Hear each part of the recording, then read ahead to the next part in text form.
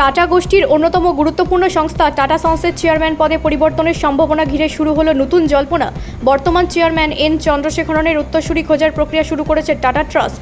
বুধবার 12 August Chandrasekaran tata ট্রাস্টের মনোনীত পরিচালকদের ইমেল করে জানিয়েছেন টাটা সন্সের চেয়ারম্যান হিসেবে পুনর্নিয়োগের জন্য তিনি নিজেকে আর প্রার্থী করবেন না।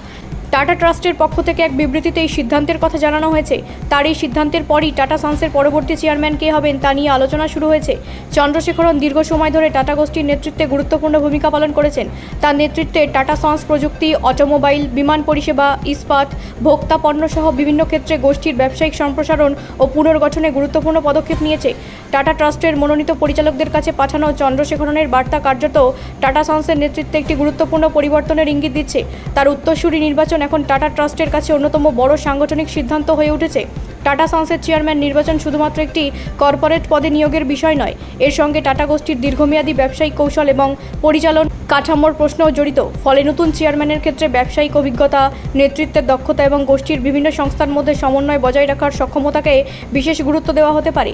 চন্দ্রশেখরনের উত্তরসূরি হিসেবে কার নাম সামনে আসে তা এখন নজরে গোটা কর্পোরেট মহল। টাটা ট্রাস্টের পরবর্তী সিদ্ধান্তই নির্ধারণ করবে দেশের অন্যতম ঐতিহ্যবাহী ব্যবসায়িক গোষ্ঠীর পরবর্তী নেতৃত্বের দিক নির্দেশ।